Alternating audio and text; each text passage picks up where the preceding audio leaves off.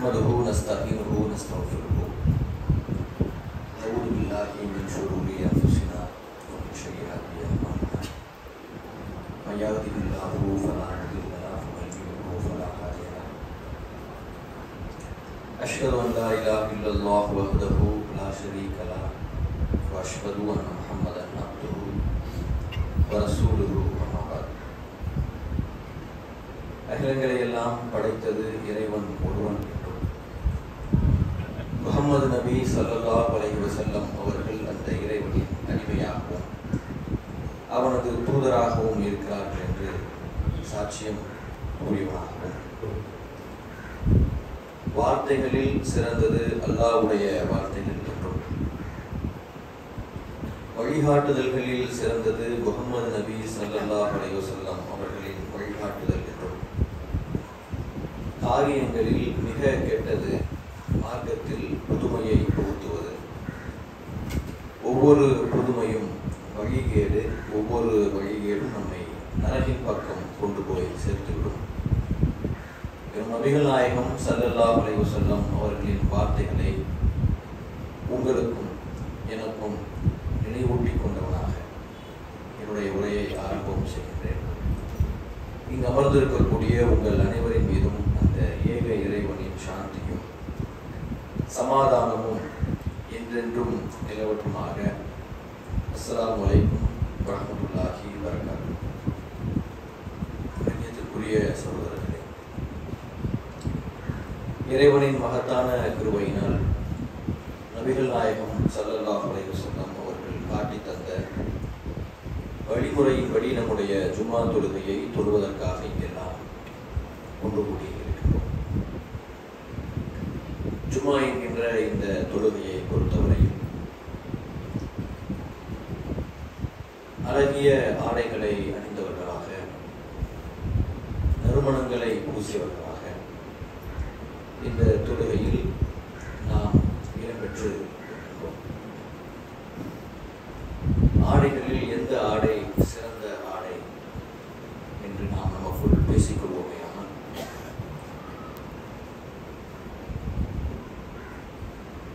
பெரிய ஒரு நிறுவனத்தில் வாங்கி பெரிய டெய்லர்கிட்ட தச்சு அழகாக துவைத்து அயன் பண்ணி பனீர் என்று இருக்கக்கூடிய ஆடை சிறந்ததா, அல்லது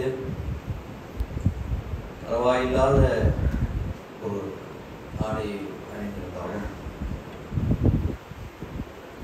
இறைவனின் மீது இருக்கக்கூடிய அச்சம் என்கின்ற ஆடை சிறந்ததா என்று நாம் நமக்குள் கேட்டுக்கொள்வோமே. ஆனால் திருமறை குர்ஆன் சொல்லுகிறது, லிபாசு தக்குவா தாலிகள், இறை அச்சம் என்கின்ற ஆடைதான் ஆடைகளில் சிறந்த ஆடை என்று திருமறை குர்ஆன் சொல்கிறது. ஒரு மனிதரினுடைய பொருளாதாரத்தினால் கிடைக்கின்ற செழுமையினால் அந்த ஆடை அழகு நிறைந்ததாக இருக்கலாம்.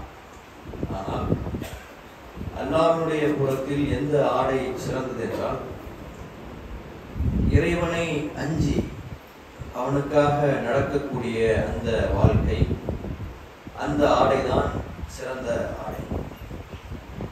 அவர் கந்தல் துணியை உடுத்தி இருந்தாலும், அந்த துணி கசங்கியே இருந்தாலும், இறைவனின் மீது இருக்கக்கூடிய அச்சம் அவருடைய உள்ளங்களில் நிறைந்திருக்குமே. ஆனால் அவர் அணிந்திருக்கக்கூடிய ஆடை மற்றவர்கள் அணிந்திருக்கக்கூடிய எல்லா ஆடைகளை காட்டிலும் சிறந்த ஒரு ஆடை. அந்த ஆடையை நாம் ஒவ்வொருவரும் அணிந்திருக்கிறோமா என்று நம்மை நாமே கேட்டுக்கொள்ள வேண்டிய தருணத்தில் இருந்து கொண்டிருக்கிறோம். கண்ணியத்திற்கு உரியவர்களே, இந்த மார்க்கம் ஒரு சில நம்பிக்கைகளின் அடிப்படையில் இயங்கக்கூடிய ஒரு மார்க்கமாக இருக்கிறது. இந்த மார்க்கத்தில் நாம் செய்யக்கூடிய சில வணக்கங்கள் ஒரு சில நம்பிக்கைகளின் அடிப்படையில் செய்யப்பட வேண்டும் என்று இந்த மார்க்கம் நம்மை வலியுறுத்துகின்றது. ரமலான் என்கின்ற மாதத்தில் நாம் வைக்கக்கூடிய நோன்பும், அதற்கு பின்னர் வரக்கூடிய ஹஜ் பெருநாளில் நாம் கொடுக்கக்கூடிய குர்பானியும் எதன் அடிப்படையில் அமைந்திருக்கிறது என்று நாம் சற்று சிந்தித்து பார்ப்போமேயானால், அது அந்த இறை அச்சம் என்கின்ற ஒன்றின் அடிப்படையில் தான் அமைந்திருக்கின்றது. எதற்காக நாம் நோன்பு நோக்க வேண்டும்? பசியோடும் பட்டினியோடும் இருப்பது எதனால்? தங்களுக்கு முன்னர் உணவு இருக்கக்கூடிய நேரத்திலும் அந்த உணவை தவிர்த்து கொண்டு நாம் பட்டினியாக இருக்கக்கூடிய காரணம் என்ன? தாகம் தொண்டையை வரட்டக்கூடிய நேரத்தில் தங்களுக்கு முன்னால் குளிர்ந்த தண்ணீர் இருக்கக்கூடிய ஒரு சூழலில் அந்த தண்ணீரை தவிர்த்து விட்டு மகரிபு வரை நாம் பொறுத்திருக்க வேண்டிய அவசியம்தான் என்ன? ஹலாலான விஷயங்கள், அனுமதிக்கப்பட்டிருக்கக்கூடிய விஷயங்களை கூட அந்த நோன்பின் நேரத்தில் தவிர்த்து கொண்டு இருப்பதற்கான காரணம் என்னவென்றால், இறைவன் நமக்கு அப்படி ஒரு கட்டளையை இடுகின்றார். ரமலான் மாதத்தில் அந்த மாதத்தை மகிமைப்படுத்துவதற்காக, திருமறை குர்ஆன் அருளப்பட்ட அந்த மாதத்தை மகிமைப்படுத்துவதற்காக நமக்கு நோன்பு இருக்க சொல்லி இறைவனிடமிருந்து கட்டளை இருக்கின்றது. அந்த கட்டளையை நாம் நடைமுறைப்படுத்துகிறோம். யாரும் இல்லாத ஒரு தருணத்தில், யாரும் பார்க்காத ஒரு சூழலில் நாம் அந்த உணவை எடுத்து உண்டால் யாருக்கும் தெரியாது என்கின்ற நிலையில் அந்த உணவை நாம் தவிர்த்துக் கொள்வதற்கு காரணம் என்னவென்றால், யாரும் பார்க்கவில்லை என்றாலும் நம்முடைய பிடரி நரம்புக்கு அருகில் இருந்து அந்த இறைவன் அதை பார்த்துக் கொண்டிருக்கிறான் என்கின்ற ஒரு நம்பிக்கை. அனைத்து கதவுகளும் மூடப்பட்டு வீட்டில் தனிமையாக இருக்கக்கூடிய ஒரு சூழலில் எந்த மனிதனும் நம்மை கண்டுபிடித்து விட முடியாது என்கின்ற அந்த நேரத்தில் வீட்டில் இருக்கக்கூடிய ஃப்ரிட்ஜில் இருந்து எடுத்து தண்ணீரை குடித்து விட்டு வாயை துடைத்துக் கொண்டு எதுவும் நடக்காதது போல் நடந்து சென்றால் எவனாலும் கண்டுபிடிக்க முடியாது என்கின்ற நிலையிலும் கூட அதை தவிர்த்து கொண்டு நாம் இருப்பதற்கு காரணம், இந்த தண்ணீரையும் இந்த தண்ணீரின் மூலமாக தாகத்தை தீர்க்கக்கூடிய தன்மையையும் படைத்த இறைவன் என்னை பார்த்து கொண்டிருக்கிறான் என்கின்ற அச்சம்தான். திருமறை குர்ஆன் சொல்லுகின்றது, நோன்பு எதற்காக கடமை என்றால், யா அய்யுஹல்லதீன ஆமனூ, இறை நம்பிக்கை கொண்டவர்களே, குதிப அலைக்கும் ஸியாமு கமா குதிப அலல்லதீன மின் கபலிக்கும் லஅல்லகும் தத்தகூன், உங்களுக்கு முன் சென்ற சமுதாயங்களின் மீது கடமையாக்கப்பட்டது போல் உங்களின் மீதும் நோன்பு கடமையாக்கப்பட்டிருக்கிறது. அதற்கு காரணம் நீங்கள் இறை அச்சமுடையவர்களாக ஆக வேண்டும் என்று திருமறை குர்ஆன் சொல்லுகிறது. அப்போ இருக்கக்கூடிய மாதங்களில் மிக சிறந்த மாதம் என்று நாம் நம்பக்கூடிய, செய்யக்கூடிய வணக்கங்களில் ஒரு சிறந்த வணக்கம் என்று நாம் நினைக்கக்கூடிய அந்த நோன்பினுடைய அடிப்படையாக எது இருக்கிறது என்றால், இறை அச்சம் என்கின்ற தக்குவா தான் இருக்கின்றது. அதற்கடுத்து சில மாதங்களில் நாம் ஹஜ் என்கின்ற ஒரு பிரயாணத்தை மேற்கொள்ளக்கூடியவர்களாக இருக்கின்றோம். திருமறை குர்ஆன் சொல்லுகின்றது, ஹஜ் என்கின்ற அந்த வணக்கத்திற்காக நீங்கள் திரட்ட வேண்டியவற்றை எல்லாம் நீங்கள் திரட்டிக் கொள்ளுங்கள். ஹஜ் என்கின்ற ஒரு பிரயாணம், அதை செய்வதற்கு பல விஷயங்களை நாம் தயார்படுத்திக் கொள்ளணும். பொருளாதாரம் தேவை, பாஸ்போர்ட் தேவை, விசா தேவை, அதற்கு தேவையான ஒவ்வொரு ஃபார்மாலிட்டிகளையும் முடிக்கக்கூடிய அந்த நேரத்தில் நீங்கள் அந்த ஹஜ்ஜுக்கான விஷயங்களை எல்லாம் நீங்கள் திரட்டிக் கொள்ளுங்கள். ஆனால் நீங்கள் திரட்டி கொள்ள வேண்டியதில், எடுத்து செல்ல வேண்டியதில் மிக முக்கியமானது இறை அச்சம் என்று திருமறை குர்ஆன் சொல்லுகிறது. அப்போ கண்ணியத்திற்கு உரியவர்களே, நம்முடைய வாழ்க்கை இறை அச்சம் நிறைந்ததாக இருக்கிறதா என்று நம்மை நாமே ஒருவரை கேட்டுக்கொள்ள வேண்டும். ஏன் நாம் இறைவனை அஞ்ச வேண்டும்? இறைவன் மீது இருக்கக்கூடிய அச்சம் ஏன் அவசியம்? இறைவன் மீது இருக்கக்கூடிய அச்சம் ஏன் ஒரு மூமினுக்கு தேவை என்றால், திருமறை குர்ஆன் பல இடங்களில் இறைவனை குறித்து அறிமுகப்படுத்தக்கூடிய நேரத்தில் சொல்லுகின்றது, அவன் அளவற்ற அருள் உடையவன், நிகரற்ற அன்பு உடையவன். அர் ரஹ்மான் அர் ரஹீம் என்று திருமறை குர்ஆன் இறைவனை உங்களுக்கு நமக்கு அடையாளப்படுத்துகிறது. இப்படி பாசமும் அன்பும் நிறைந்த ஒருவனை குறித்து ஏன் அஞ்ச வேண்டும் என்றால், திருமறை குர்ஆனில் இறைவன் மீண்டும் சொல்லுகின்றான், நியாய தீர்ப்பு நாளினுடைய அதிபதியாக அவன் இருக்கிறான். அந்த நாளில் அவன் மிக சரியாக தீர்ப்பு வழங்கக்கூடியவனாக அவன் இருக்கிறான். ஒரு ஆன்மா ஒரு அணு அளவு நன்மை செய்திருந்தாலும் அந்த நாளில் அதை கண்டுகொள்ளும், ஒரு அணு அளவு தீமை செய்திருந்தாலும் அதை அந்த நாளில் கண்டுகொள்ளும். யாரும் தப்ப முடியாது, யாரும் ஏமாற்ற முடியாது, யாரும் பரிந்து பேச முடியாது, யாரும் தப்பித்துக் கொள்ள முடியாது. இறைவன் நாடிவிட்டால் தண்டனை என்று முடிவாகிவிட்டால் ஒரு ஆத்மாவும் அதிலிருந்து தப்ப முடியாது. அந்த நாள் என்பது மிகவும் கடுமையானது என்று இறைவன் சொல்லுகின்றார். அந்த நாளை நீங்கள் அஞ்சிக் கொள்ளுங்கள். அந்த நாளில் ஒரு ஆன்மா இன்னொரு ஆன்மாவை காப்பாற்றவே முடியாது. தந்தை மகனுக்கு உதவ முடியாத, மகன் தந்தைக்கு கொஞ்சம் கூட உதவ முடியாத, தாய் மகனை விட்டு பிறந்து ஓடக்கூடிய, தாயை கண்டு மகன் எந்த விதத்திலும் அஞ்சப்படாத, ஆசைப்படாத, பிள்ளைகளும் குட்டிகளும் நம்மை விட்டு விரண்டு ஓடக்கூடிய அந்த நாளை நீங்கள் அஞ்சிக் கொள்ளுங்கள் என்று இறைவன் சொல்கின்றார். அந்த நாளில் மனிதன் எப்படிப்பட்டவனாக இருப்பான் என்றால், சொர்க்கத்தில் ஒரே ஒரு துடி சாட்டை வைக்கக்கூடிய இடம் கிடைத்துவிட வேண்டும் என்பதற்காக மனிதன் தான் சம்பாதித்த அத்தனையும் இறைவனிடம் தூக்கி கொடுக்க தயாராக இருப்பான். தான் பெற்றெடுத்த பிள்ளையை ஒரு தாய் கொடுக்க துணிந்து விடுவார். எந்த உறவு அன்பு நிறைந்தது என்று போற்றப்படுகிறதோ, எந்த உறவு உலகத்தில் சிறந்தது என்று நம்மால் நினைக்கப்படுகிறதோ, எந்த உறவு ஒட்டுமொத்த அன்பிற்கும் அடிப்படை என்று நம்மால் பார்க்கப்படுகிறதோ, எந்த உறவு எல்லாவற்றிற்கும் மேல் என்று நாம் எல்லாம் நினைத்துக் கொண்டிருக்கிறோமோ, அந்த உறவு என்ன செய்யும் என்றால், என்னுடைய பிள்ளையை நீ வைத்துக்கொள், என்னை நீ நரகத்திற்கு அனுப்பிவிடாதே, சொர்க்கத்திற்கு அனுப்பிவிடு, அவனை தூக்கி நரகில் போடு, என்னை நீ சொர்க்கத்திற்கு அனுப்பு என்று அந்த உறவு சொல்லும். எந்த உறவு தன்னலமற்றது என்று நாம் பார்க்கிறோமோ, எந்த உறவு நமக்காகவே வாழ்கிறது என்று நாம் பார்க்கிறோமோ, எந்த உறவு தனக்காக எல்லாவற்றையும் நமக்காக எல்லாவற்றையும் இழக்கிறது என்று இந்த உலகத்தில் எந்த உறவை நாம் தலையில் தூக்கி வைத்துக் கொண்டு ஆடுகின்றோமோ, அந்த உறவு மறுமை நாளில் எப்படிப்பட்டதாக இருக்கும் என்றால், நீ என்னுடைய பிள்ளையை நரகில் போடு, என்னை சொர்க்கத்திற்கு அனுப்பிவிடு என்று அந்த உறவு சொல்லும். தான் சாப்பிடாமல் பசியோடு கிடந்து பிள்ளைகளுக்கு உணவை கொடுத்தே வாழ பழகிய ஒரு தாய், தன்னுடைய பிள்ளையினுடைய நன்மைக்காக அத்தனையும் தியாகம் செய்த ஒரு தாய், தன்னுடைய பிள்ளையின் நல் வாழ்க்கைக்காக உலகில் இருக்கக்கூடிய அத்தனை பேரையும் பகைத்த ஒரு தாய், தன்னுடைய பிள்ளை நன்றாக வாழ வேண்டும் என்பதற்காகவே தன்னுடைய வாழ்நாள் முழுவதையும் அர்ப்பணித்துக் கொண்ட தாய் மறுமை நாளில் இறைவன் முன்னிலையில் நிற்கக்கூடிய நேரத்தில் சொல்வார், என்னுடைய பிள்ளையை நீ நரகில் போடு, என்னை சொர்க்கத்திற்கு அனுப்பிவிடு என்று சொல்வார். அந்த நாளை நீங்கள் அஞ்சிக் கொள்ளுங்கள் என்று இறைவன் சொல்லுகின்றான். உலகில் வாழக்கூடிய நேரத்தில் எந்த தந்தை தன்னுடைய பிள்ளைக்காக பல ஆண்டு காலம் வெளிநாடுகளில் இருந்து உழைத்தாரோ, எந்த வெளிநாட்டில் இருந்து தன்னுடைய ஏழ்மையை எல்லாம் கழித்தாரோ, தன்னுடைய பிள்ளைக்காக எல்லாவற்றையும் தியாகம் செய்தாரோ, அந்த தந்தை தான் சொல்வார், என்னுடைய பிள்ளையை நீ நரகில் போடு, என்னை தூக்கி சொர்க்கத்தில் போடு. தன்னோடு நண்பனாக பழகிய, தன்னோடு பாசமாக இருந்த, தன்னோடு உறவோடு வாழ்ந்த தன்னுடைய சகோதரனை இன்னொரு சகோதரன் சொல்வான், என்னுடைய சகோதரனை தூக்கி நரகில் போடு.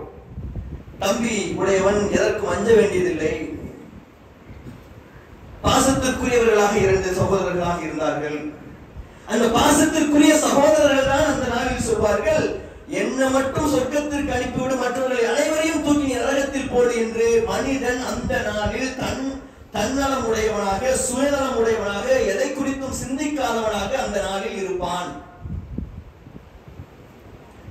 அப்படிப்பட்ட நாள் எப்போது வரும் என்று தெரியாத நேரத்தில், அந்த நாளில் இறைவனுடைய தீர்ப்பு தான் இறுதியானது என்று சொல்லப்படக்கூடிய ஒரு சூழலில், இறைவனை அஞ்சுவதுதான் அறிவுடைமை என்பதை நாம் புரிந்து கொள்ள வேண்டும். கண்ணியத்திற்கு உரியவர்களே, திருமறை குர்ஆன் நரகை பற்றி பல இடங்களில் விரிவாக எடுத்து சொல்லிக் கொண்டே இருக்கிறது. திருமறை குர்ஆன் சொல்கிறது, தங்கும் இடங்களில் மிகவும் கெட்டது ஒன்று இருக்கும் என்றால் அது நரகம் என்று திருமறை குர்ஆன் சொல்கிறது. மிகவும் கொடூரமான, மனிதர்களால் தாங்கிக் கொள்ள முடியாத, மிகவும் மோசமான ஒரு தங்குமிடம் நரகம் என்று திருமறை குர்ஆன் சொல்கின்றது. உலகில் இருக்கக்கூடிய வெப்பத்தை காட்டிலும் 70 மடங்கு அதிகம் வெப்பம் நிறைந்ததாக நரகத்தை படைத்திருக்கிறேன் என்று இறைவன் சொல்லுகின்றார். அங்கே தூண்கள் இருக்கும், அந்த தூண்களில் மனிதர்கள் சங்கிலிகளால் கட்டப்படுவார்கள், அங்கே அவர்கள் நெருப்பால் தாக்கப்படுவார்கள். அந்த நெருப்பு அவர்களை தாக்கக்கூடிய நேரத்தில் அவர்கள் கதறுவார்கள். அந்த கதறக்கூடிய கதறல் சத்தம் பல மைல்களுக்கு அப்பால் கேட்கும். அவர்கள் கத்தக்கூடிய கத்தல் என்பது ஒரு கழுதையினுடைய குரலுக்கு ஒப்பானதாக இருக்கும். அங்கே அவர்கள் தங்களுக்கிடையில் எந்த விதமான பாசமும் நேசமும் உடையவர்களாக இருக்க மாட்டார்கள். வெறும் இறைச்சலும் கூச்சலும் பொறாமையும் போட்டையும் அந்த நரகத்தில் நிறைந்திருக்கும். அங்கே அவர்கள் சத்தமிடுவார்கள், கூச்சல் போடுவார்கள், ஒப்பாரி வைப்பார்கள் என்று இறைவன் நரகத்தை குறித்து நமக்கு அறிமுகப்படுத்துகிறார். அந்த நரகத்தில் இருக்கக்கூடியவர்களுக்கு உண்பதற்கு உணவு கொடுக்கப்படும். அந்த உணவு சக்கும் எனக்கூடிய ஒரு மரம், அந்த மரத்தின் ஒரு துளி இந்த பூமியில் விழுந்து விடுமையானால் இந்த ஒட்டுமொத்த பூமியும் வாழ்வதற்கு தகுதி இல்லாத இடமாக ஆகி போய்விடும் என்று இறைவன் சொல்லுகின்றான். அந்த உணவுதான் மறுமை நாளில் நரகத்தில் ஒரு நரகவாசிக்கு உணவு என்று சொல்லப்படுகிறது.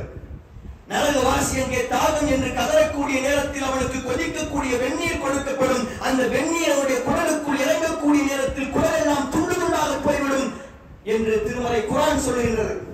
அவன் தாகம் என்று கதறக்கூடிய நேரத்தில் சீல் நீர் புகட்டப்படும். அந்த சீல் நீர் அவருடைய தொண்டை குழிகளுக்குள்ளே இறங்கக்கூடிய நேரத்தில் எல்லா புறங்களில் இருந்தும் அவனை மரணம் நெருங்கும். அவனும் மரணித்து விட வேண்டும் என்று ஆசைப்படுவான். ஆனால் அவன் மரணிக்க மாட்டான். நரகம் என்பது அவனுக்கு வாழ்வையும் தராது, சாவையும் தராது, வேதனையை மட்டுமே தரக்கூடியதாக இருக்கும் என்று திருமறை குர்ஆன் சொல்லுகின்றது. நரகத்தில் இருக்கக்கூடிய தண்டனை அனுபவிப்பதற்காக நரகவாசிகள் பிரம்மாண்டமானவர்களாக மாற்றப்படுவார்கள். அவர்கள் ஒவ்வொருவருடைய பற்கள் உகது மலையளவிற்கு பெரியதாக இருக்கும். அவர்களுடைய தோல் புதங்களை கடப்பதற்கு பல நாட்கள் பயணிக்க வேண்டியிருக்கும். அவர்களுடைய தோள்கள் நரக நெருப்பு பொசுக்கும். அந்த நரக நெருப்பு தீயினால் அந்த தோலை பொசுக்கியதற்கு பிறகு அந்த தோல்கள் உரிக்கப்பட்டு மீண்டும் புதிய தோல் போர்த்தப்பட்டு மீண்டும் அவர்கள் வேதனைக்கு உள்ளாக்கப்படுவார்கள். அவர்கள் கதறிக்கொண்டே இருப்பார்கள் என்று திருமறை குர்ஆன் சொல்லுகிறது. நரகவாசிகளுக்கு ஆடைகள் வழங்கப்படும், மேலாடை வழங்கப்படும், அதுவும் நெருப்பால் செய்யப்பட்டிருக்கும். கீழாடை வழங்கப்படும், அது தாரினால் செய்யப்பட்டிருக்கும். அவர்கள் விரிந்து படுப்பதற்கு பாய்கள் வழங்கப்படும், அதுவும் நெருப்பால் செய்யப்பட்டிருக்கும். போர்த்திக் கொள்வதற்கு போர்வைகள் வழங்கப்படும், அதுவும் நெருப்பால் செய்யப்பட்டிருக்கும் என்று திருமறை குர்ஆன் நரகத்தை குறித்து பட்டியலிடுகிறது.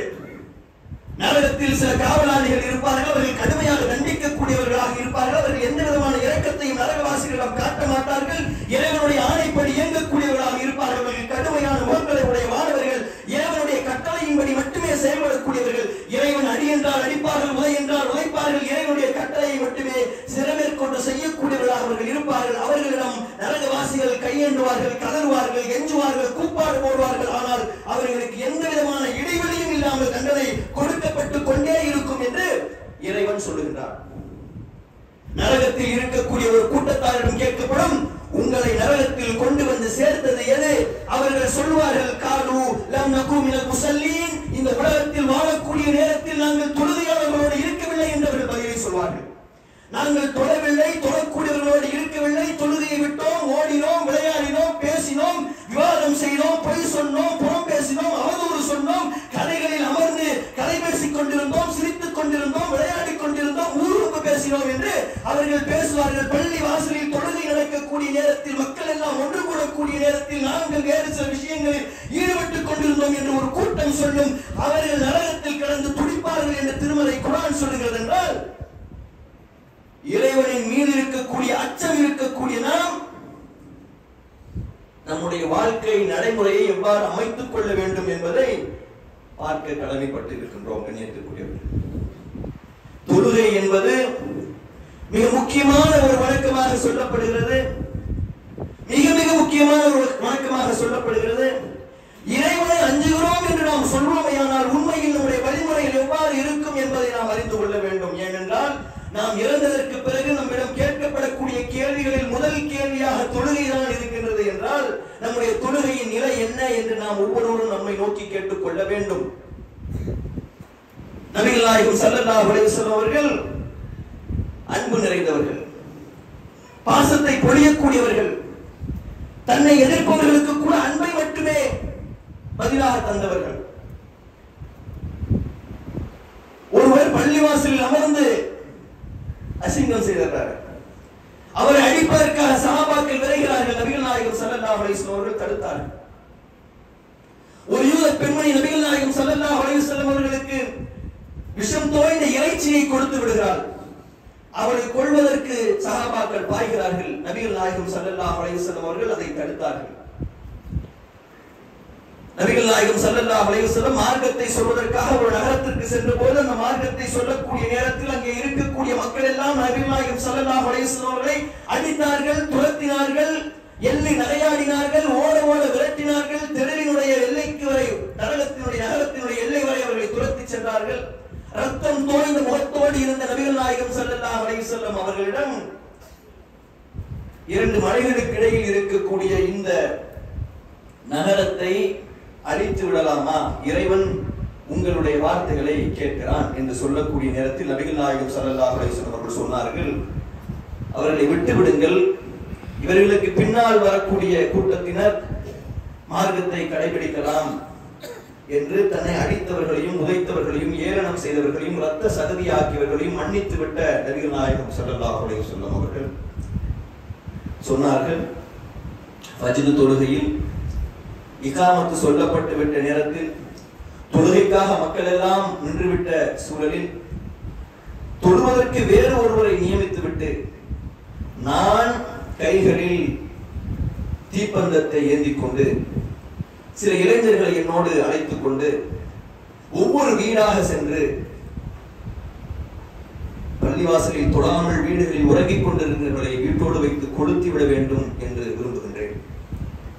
அந்த வீடுகளில் பிள்ளைகளும் குழந்தைகளும் இல்லை என்றால் கொளுத்தி விடுவேன், கொளுத்தி விட விரும்புகின்றேன் என்று நபிகள் நாயகம் ஸல்லல்லாஹு அலைஹி வஸல்லம் அவர்கள் சொல்வார்களே. ஆனால் தொழுகையினுடைய முக்கியத்துவம், ஜமாஅத்து தொழுகையினுடைய முக்கியத்துவம், ஃபஜ்ர் தொழுகையினுடைய முக்கியத்துவம் என்ன என்பது நாம் ஒவ்வொருவருக்கும் புரிய வேண்டும். இறைவனை அஞ்சுவது என்பது அமல்களின் மூலமாகத்தான் வெளிப்படுகிறது. உள்ளங்களில் இருக்கக்கூடிய அச்சம் வெளிப்படுவதற்கான வழி நாம் செய்யக்கூடிய செயல்கள், நாம் செய்யக்கூடிய வியாபாரத்தில் இருக்கக்கூடிய நேர்மை, நாம் பேசக்கூடிய பேச்சில் இருக்கக்கூடிய உண்மை, நம்மோடு வாழக்கூடிய மனிதர்களோடு நாம் வாழக்கூடிய வாழ்க்கை, அது எவ்வாறு இருக்கிறது என்று நாம் நம்மை எடை போட்டு பார்த்துக் கொள்வோமே. ஆனால் நாம் இறைவனுடைய விருப்பத்திற்குரியவர்களாக இருக்கிறோமா என்பதை நாம் புரிந்து கொள்ள முடியும். திருமறை குர்ஆன் சொல்லுகின்றது, இன்னல்லாஹ யுஹிப்புல் முத்தகீன், இறைவன் யாரை விரும்புகிறான் என்றால் இறை அச்சமுடையவர்களை விரும்புகிறான் என்று சொல்கிறது. யார் நம்மை விரும்ப வேண்டும் என்பதற்காக நம்முடைய நடை, உடை, பாவனை, நம்முடைய ஆடை அணிகலன்கள், நம்முடைய பேச்சு, நம்முடைய செயல்பாடுகள் எல்லாம் மாறுகிறது.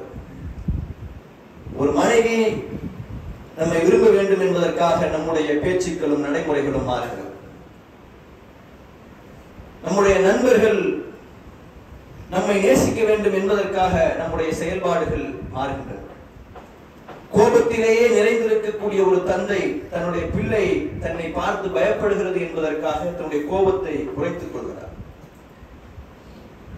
எப்போதுமே விளையாடிக் கொண்டிருக்கக்கூடிய ஒரு பிள்ளை தன்னுடைய தந்தை கோபப்படுகிறார் என்பதற்காக தன்னுடைய தந்தையினுடைய சந்தோஷத்திற்காக தந்தை வரக்கூடிய நேரத்தில் அதை எடுத்து வைத்து தந்தைக்கு ஒரு பாசமுடைய பிள்ளையாக இருக்க வேண்டும் என்று விரும்புகிறது. இப்படி மனிதர்கள் ஒவ்வொருவரும் ஒவ்வொரு நேரத்தில் மற்றவர்கள் தங்களை விரும்ப வேண்டும் என்பதற்காக தங்களுடைய செயல்களை மாற்றிக்கொள்ளக்கூடிய ஒரு நேரத்தில் நமக்கு உணவளித்து, நமக்கு நீர் கொடுத்து, நம்முடைய மூச்சு காற்றை நம்முடைய உள்ளங்களில், நம்முடைய இதயங்களில் நுழைய செய்து, உடலில் இருக்கக்கூடிய ஒவ்வொரு அணுக்களையும் இயக்கிக் கொண்டிருக்கக்கூடிய, உண்ட உணவை செரிக்க வைக்கக்கூடிய, குடித்த நீரின் மூலமாக நம்முடைய தாகத்தை தீர்க்கக்கூடிய, வாழக்கூடிய வாழ்க்கையை நமக்கு அழகான முறையில் கொடுத்து நம்முடைய வாழ்க்கையை மிகவும் செழுமையாக வைத்திருக்கக்கூடிய, ஓடும் போதும், நடக்கும் போதும், படுக்கும் போதும், துடிக்கும் போதும் வேறு வேறு வேகத்தில் துடிக்கக்கூடிய இதயத்தை கொடுத்திருக்கக்கூடிய, ஒவ்வொரு நேரமும் ஒவ்வொரு நிமிடமும் நாம் அசைக்கக்கூடிய கைகளில் பல நூறு நரம்புகளை நம்முடைய கண்களுக்கு தெரியாமலேயே இயக்கிக் கொண்டிருக்கக்கூடிய, நம்முடைய உடலில் இருக்கக்கூடிய ஒவ்வொரு மூட்டுகளுக்கும் சக்தியை கொடுத்திருக்கக்கூடிய, நாம் பேசக்கூடிய பேச்சின் போது எத்தனை முறை துடிக்கிறது என்று தெரியாத அளவிற்கு நம்முடைய நாக்கை அசைக்க போவதன் மூலமாக அழகான ஒரு பேச்சை நமக்கு வழங்கி இருக்கக்கூடிய, பல மனிதர்கள் படுத்த படுக்கையாக அடுப்பாங்கரையிலே ஹாஸ்பிட்டலில் விழுந்து கிடக்கக்கூடிய நேரத்தில் நடக்க வைத்து நம்மை நடைமுறைக்கு கொண்டு வந்திருக்கக்கூடிய அந்த இறைவனுக்கு விருப்பமுடையவராக இருக்க வேண்டும் என்றால் அவனை அஞ்ச வேண்டும் என்றுதான் இந்த திருமறை குர்ஆன் நமக்கு சொல்லுகின்றது.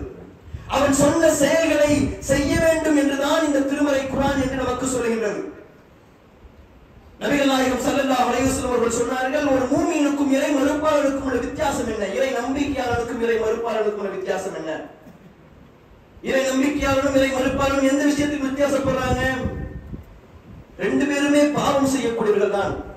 இறை நம்பிக்கையாளனும் பாவம் செய்யறான், இறை மறுப்பாளனும் பாவம் செய்யறான். ஆனால் இறை நம்பிக்கையாளன் எப்படி வேறுபடுகிறான் என்றால், இறை நம்பிக்கையாளன் தான் பாவம் செய்து விடுவானால், அது பாவம் என்று தெரிந்து விடுமையானால் அவன் அல்லாஹ்விடம் அழுது புலம்புகிறான், கையேந்தி கெஞ்சுகிறான், கண்ணீர் விடுகிறான், யாரா என்னுடைய பாவத்தை மன்னித்து விடு என்று புலம்புகிறான். அப்ப அப்படி நாம் இருக்கிறோமா என்று நம்மை நாமே பார்த்துக் கொள்ள வேண்டும். ஒரு இறை நம்பிக்கையாளன் ஒரு பாவத்தை எவ்வாறு பார்ப்பான் என்றால் மலையளவிற்கு பார்க்கக்கூடியவனாக இருக்கிறான். ஒரு இறை மறுப்பாளன் தன்னுடைய பாவத்தை கண்களுக்கு முன்னால் ஓடிக்கொண்டிருக்கக்கூடிய ஒரு சிறு ஈயை எவ்வாறு கையாள்வானோ அப்படி கையாள்தான். நாம் எப்படிப்பட்டவர்களாக இருக்கிறோம் என்று எண்ணி பார்க்க வேண்டும். கண்ணியத்துக்கு இறைவனின் மீது இருக்கக்கூடிய அச்சம் தான் எல்லாவற்றிற்கும் அடிப்படை என்றால் அந்த அச்சம் நம்முடைய வாழ்க்கையில் இருக்கிறதா என்று நாம் எண்ணி பார்க்க வேண்டும். திருமறை குர்ஆன் சொல்லுகின்றது, அல்லாஹ்வினுடைய அடியார்களில் அவனை அஞ்சக்கூடியவர்கள் தான் அறிஞர்கள் என்று திருமறை குர்ஆன் சொல்லுகிறார். அந்த அறிஞர்கள் எப்படிப்பட்டவர்களாக இருப்பார்கள்? அந்த அறிஞர்கள் எப்படிப்பட்டவர்களாக இருப்பார்கள் என்றால் அவர்களிடம் அல்லாஹ்வுடைய வசனங்கள் ஓதி காண்பிக்கப்படக்கூடிய நேரத்தில் அவர்கள் அந்த வசனங்களினால் வசனத்தை படித்த மாத்திரத்தில் அவர்கள் கண் கலங்கி அழுது சஜதாவில் விழுந்து யா அல்லாஹ் எங்களுடைய பாவங்களை மன்னித்து விடு என்கின்ற அளவிற்கு அவர்களுடைய நிலை இருக்கும் என்று சொல்லப்படுமையானால் அப்படிப்பட்ட மனநிலையில் நீங்களும் நானும் இருக்கிறோமா என்று நம்மை நாமே கேட்டுக்கொள்ள வேண்டும். இறைவனுக்கு அஞ்சி நடக்கக்கூடிய நல் அடியார்களாக, இறைவன் விரும்பக்கூடிய நல் அடியார்களாக நாம் வாழ வேண்டியது ஒரு மூமினாக நம் மீது இருக்கக்கூடிய ஒரு கடமை. மரணம் என்பது எப்போது வரும் என்று தெரியாத ஒரு நேரத்தில் திருமறை குர்ஆன் நமக்கு வழிகாட்டி இருக்கக்கூடிய வார்த்தைகளின்படி, நபிகள் நாயகம் ஸல்லல்லாஹு அலைஹி வஸல்லம் அவர்கள் நமக்கு சொன்ன வழிமுறைகளின்படி வாழ்வது நம் ஒவ்வொருவரின் மீதும் இருக்கக்கூடிய கடமை என்பதை புரிந்து கொண்டு நாம் ஒவ்வொருவரும் வாழ வேண்டும். அப்படிப்பட்ட வாழ்க்கையை வாழக்கூடிய நன்மக்களாக, இறைவனின் மீது அச்சமுடையவர்களாக, இறைவனின் மீது இருக்கக்கூடிய அச்சத்தினால் நல்ல காரியங்களை செய்யக்கூடியவர்களாக, தீய காரியங்களில் இருந்து விலகி இருக்கக்கூடியவர்களாக உங்களையும் என்னையும் எல்லாம் வல்ல இறைவன் ஆக்கி அருள் புரிய வேண்டும் என்று பிரார்த்தித்தவனாக என்னுடைய முதல் உரையை முடித்துக் கொள்கிறேன்.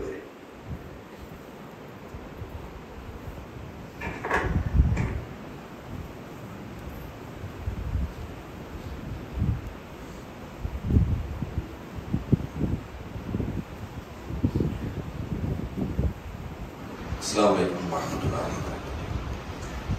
கண்ணியத்திற்குரிய சகோதரர்களே, இஸ்லாம் என்கின்ற இந்த ஒரு மார்க்கம் வெறும் வணக்க வழிபாடுகளை மட்டும் நமக்கு போதிக்கக்கூடிய ஒரு மார்க்கமாக இல்லை. நபிகள் நாயகம் ஸல்லல்லாஹு அலைஹி வஸல்லம் அவர்களிடம் ஒரு மனிதர் கேட்டார், யா ரசூலுல்லாஹ், இஸ்லாம் என்றால் என்ன? அதற்கு நபிகள் நாயகம் பதில் சொன்னார்கள், அத்தீனு அந்நஸீஹா. இஸ்லாம் என்றால் மற்றவர்களுடைய நலனை நாடுவது என்று பதில் சொன்னார்கள். இஸ்லாமியர்களாக இருக்கக்கூடியவர்கள் பொதுவாக தான் உண்டு தன்னுடைய வேலை உண்டு என்று இருக்க முடியாது. அவர் என்னப்பா அவர் உண்டு ஒரு வேலை உண்டுன்னு இருப்பாரு. யார் குறித்து எந்த வம்பு தும்புக்கும் போக மாட்டார். வம்பு தும்புக்கு போக வேண்டியதில்லை. சுத்தி இருக்கக்கூடியவருடைய வலியை, வேதனையை, கஷ்டங்களை பார்க்கக்கூடியவனாகத்தான் ஒரு மூமின் இருக்க வேண்டும். நபிகள் நாயகம் ஸல்லல்லாஹு அலைஹி வஸல்லம் அவர்கள் சொன்னார்கள், பக்கத்து வீட்டுக்காரன் பசியோடு இருக்கக்கூடிய நேரத்தில் வயிறார ஒருவன் உண்பானையானால் அவன் என்னை சார்ந்தவன் இல்லை என்று நபிகள் நாயகம் ஸல்லல்லாஹு அலைஹி வஸல்லம் சொன்னார்கள். முகமது நபியினுடைய வழி என்ன, நபி வழி என்ன, எது தௌஹீத் என்றால் பக்கத்து வீட்டில் ஒருவன் பசியோடு இருக்கக்கூடிய நேரத்தில் அவனுக்கும் உணவை கொடுப்பதுதான் நபியினுடைய வழி. அதுதான் இஸ்லாம். பக்கத்து வீட்டில் இருக்கக்கூடியவருக்கு உங்கள் வீட்டில் செய்த உணவில் அந்த குழம்பில் சற்று நீரை சேர்த்து அவர்களுக்கும் கொடுத்து உண்ணச் செய்யுங்கள் என்று நபிகள் நாயகம் ஸல்லல்லாஹு அலைஹி வஸல்லம் அவர்கள் சொன்னார்கள். நபிகள் நாயகம் ஸல்லல்லாஹு அலைஹி வஸல்லம் அவர்கள் அண்டை வீட்டாரை குறித்து தொடர்ச்சியாக அறிவுரை செய்து கொண்டே இருந்தார்கள். எந்த அளவிற்கு என்றால், என்னுடைய சொத்தில் ஒரு பங்கை அவர்களுக்கு கொடுக்க சொல்லி விடுவார்களோ என்று நான் அஞ்சக்கூடிய அளவிற்கு அண்டை வீட்டுக்காரர்களை குறித்து நபிகள் நாயகம் ஸல்லல்லாஹு அலைஹி வஸல்லம் அவர்கள் அறிவுறுத்திக் கொண்டே இருந்தார்கள் என்று நாம் ஹதீஸ்களை காண்கிறோம். என்றால் ஒரு மூமின் தன்னை சுற்றி நடக்கக்கூடிய விஷயங்களை கவனிப்பவர்களாக, அந்த விஷயத்தில் நம்மால் முடிந்த உதவிகளை செய்யக்கூடியவர்களாக இருக்க வேண்டும்.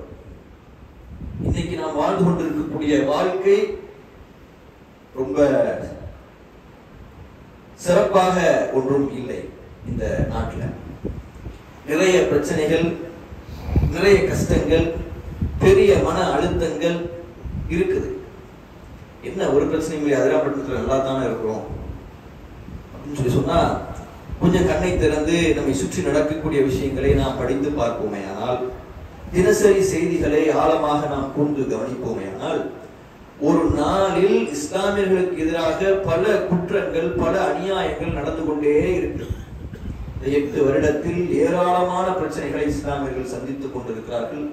அதனுடைய உச்சபட்சமாக நம்முடைய குடியுரிமையே பறிபோகும் என்கின்ற சூழலும் உருவாகிறது. இந்த நாட்டில் எந்த சட்டம் உங்களுக்கு தொடுவதற்கு அனுமதி கொடுக்கிறதோ, தொப்பி வைப்பதற்கு அனுமதி கொடுக்கிறதோ, தாடி வைப்பதற்கு அனுமதி கொடுக்கிறதோ, அந்த சட்டம் நாளை இருக்குமா என்கின்ற நிலை உருவாகிறது. அப்படிப்பட்ட ஒரு சூழலில் இஸ்லாமியர்களுக்கு எதிராக பல அடக்குமுறைகள் நடக்குது. 500க்கும் அதிகமானவர்கள் அடித்தே கொல்லப்பட்டிருக்கிறார்கள். கடந்த 7-8 வருஷத்துல கணக்குல வந்தது மட்டும். சாதாரணமாக ஒரு இஸ்லாமிய பெண் நல்ல ஒரு முறையில் நடக்க முடியாத அளவிற்கு வடநாட்டில் சிக்கல்கள் உருவாகி இருக்கிறது. இஸ்லாமியர்களுக்கு எதிராக மிகப்பெரிய ஒரு வெறுப்புணர்வு, ஒரு பெரிய ஒரு பிரச்சாரம் என்பது செய்யப்படுகிறது. அது திட்டமிட்டு செய்யப்படுகிறது. இப்படிப்பட்ட ஒரு தருணத்தில் நம்முடைய சமுதாயத்திற்காக என்ன செய்வது, அடுத்து வாழக்கூடிய தலைமுறை சிறப்பாக வாழ்வதற்கு இன்று நாம் என்ன செய்ய வேண்டும் என்பதை குறித்து ஒவ்வொரு மூமினும் சிந்திக்க வேண்டிய ஒரு தருணமாக இந்த தருணம் இருந்து கொண்டிருக்கிறது. நபிகள் நாயகம் ஸல்லல்லாஹு அலைஹி வஸல்லம் அவர்கள் சொன்னார்கள், ஒரு மனிதன் தான் மரணிக்கக்கூடிய நேரத்தில் தன்னுடைய பிள்ளையை மற்றவர்களுடைய கரங்களில் கையேந்தக்கூடிய நிலையில் விட்டுவிட்டு சென்று விடக்கூடாது என்று சொன்னார்கள். நாம் பல 100 கோடி ரூபாய்களை அவர்களுக்கு சேர்த்து வைத்தாலும், பல கடைகளை அவர்களுக்கு எழுதி வைத்து சென்றாலும், நாளை அவர்கள் இந்த நாட்டில் அதிகாரத்தோடும் ஆற்றலோடும் வாழ்வதற்கு பணம் மட்டும் பத்தாது. அவர்களுக்கு கல்வி தேவை, அவர்களுக்கு அதிகாரம் தேவை. அதை நோக்கி நகர வேண்டிய ஒரு தருணத்தில் நாம் இருந்து கொண்டிருக்கிறோம் என்பதை உங்களுக்கு பதிய வைத்தவனாக, அதற்கான முன்னெடுப்புகளை நாம் ஒவ்வொருவரும் செய்ய வேண்டும், அந்த திசையில் நாம் ஒவ்வொருவரும் சிந்திக்க வேண்டும் என்று சொல்லிக் கொண்டவனாக என்னுடைய உரையை முடிக்கிறேன். வாகிதுவான அல்ஹம்துலில்லாஹ். சப்ஸ்கிரைப் பண்ணுங்க, கூட இருக்கிற பெல் பட்டனை அழுத்திடுங்க.